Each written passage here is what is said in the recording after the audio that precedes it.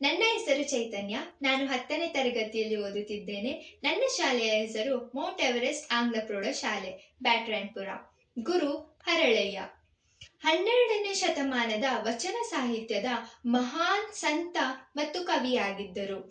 ಇವರು ಸಗರನಾಡಿನ ಶಿವಪುರದಲ್ಲಿ ದವನದ ಹುಣ್ಣಿಮೆಯ ದಿನದಂದು ಜನಿಸಿದರು.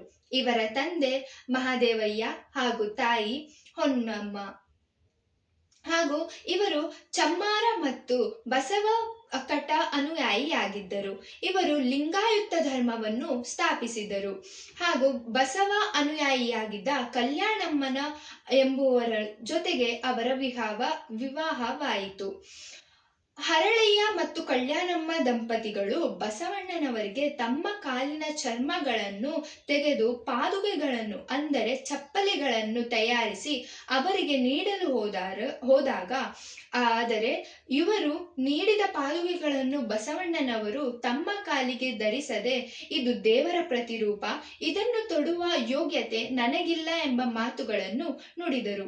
ಇದರಿಂದ ಬೇಸರಗೊಂಡ ದಂಪತಿಗಳು ಬಸವಣ್ಣನವರ ಸ್ಥಳದಿಂದ ಹಿಂದಿರುಗುವಾಗ ಕಾಲ್ಚುರಿಗಳ ಬ್ರಾಹ್ಮಣ ಮಂತ್ರಿಯಾಗಿದ್ದ ಮಾಧವರಸನನ್ನು ಭೇಟಿಯಾದರು.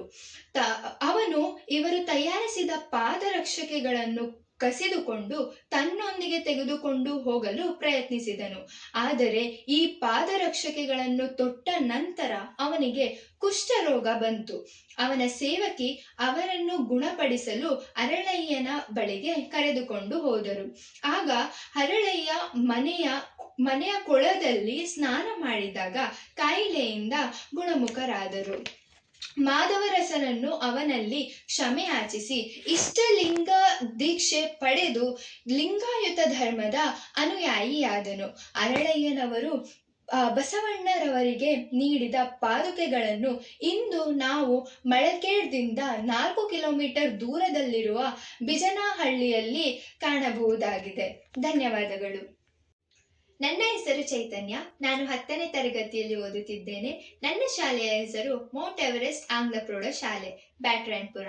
ಗುರು ಹರಳಯ್ಯ 12ನೇ ಶತಮಾನದ ವಚನ ಸಾಹಿತ್ಯದ ಮಹಾನ್ ಸಂತ ಮತ್ತು ಕವಿಯಾಗಿದ್ದರು. ಇವರು ಸಗರನಾಡಿನ ಶಿವಪುರದಲ್ಲಿ ದವನದ ಹುಣ್ಣಿಮೆಯ ದಿನದಂದು ಜನಿಸಿದರು. ಇವರ ತಂದೆ ಮಹಾದೇವಯ್ಯ ಹಾಗೂ ತಾಯಿ ಹೊನ್ನಮ್ಮ. ಹಾಗೂ ಇವರು ಚಮ್ಮಾರ ಮತ್ತು ಬಸವ ಕಟ ಅನುಯಾಯಿಯಾಗಿದ್ದರು. ಇವರು ಲಿಂಗಾಯುತ ಧರ್ಮವನ್ನು ಸ್ಥಾಪಿಸಿದರು. ಹಾಗೂ ಬಸವ ಅನುಯಾಯಿಯಾಗಿದ್ದ ಕಲ್ಯಾಣಮ್ಮನ